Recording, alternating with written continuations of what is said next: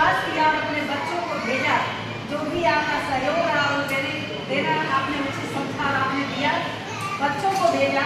और इस संस्थान के जो शिक्षक हैं उन सब लोगों को मैं विशेष धन्यवाद देती हूँ, क्योंकि बड़े बच्चों को पढ़ाना बहुत आसान काम है। किताबें हैं, निर्धारित कोर्स है, आपको पता है कि क्या पढ़ाना है। जो बड़े बच्चे हैं, चूँकि ये शिक्षक हैं, इन्हें पता है कि नहीं, जब ये ट्रेनिंग ले रही थी, मैं ट्रेनिंग ले रही थी, तो हमें टीचिंग प्लान बनवाया जाता था।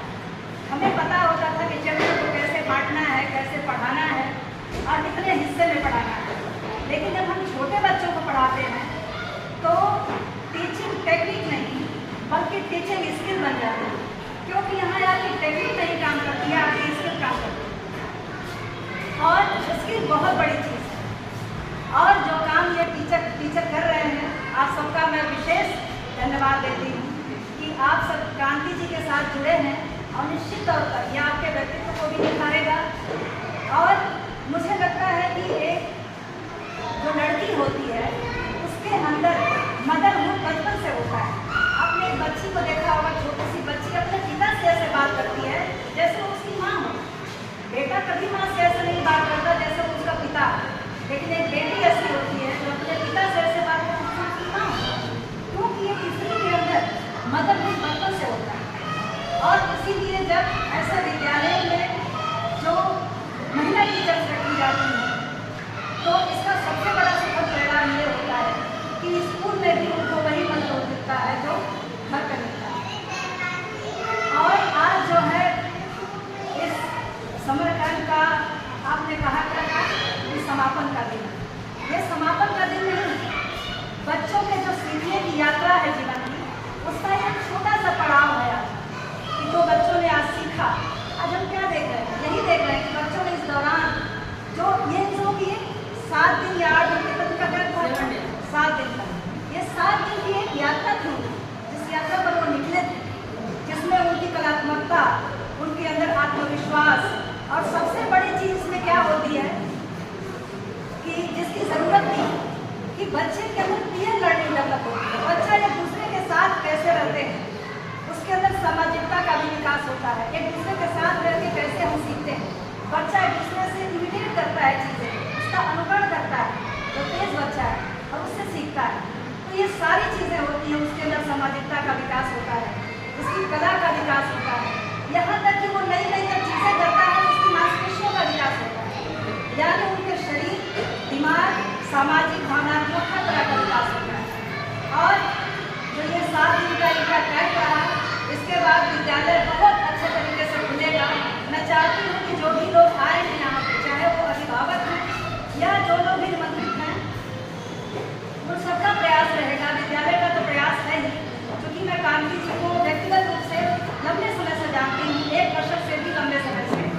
इतना आत्मविश्वास, इतना संघर्ष और इसके साथ लगातार एक साहस उनके अंदर, एक साहस न कहिए इसको, शायद इसे दुस्साहस कहा जा सकता है, क्योंकि साहस बहुत छोटी चीज़ होती है। जिस तरीके के काम ये कर रही हैं उसको सिर्फ साहस नहीं कहा जा सकता, ये इनके भीतर का दुस्साहस है। और एक स्त्री को ऐसा होना बहुत बड़ी बात है और बहुत ज़रूरत भी है उसकी।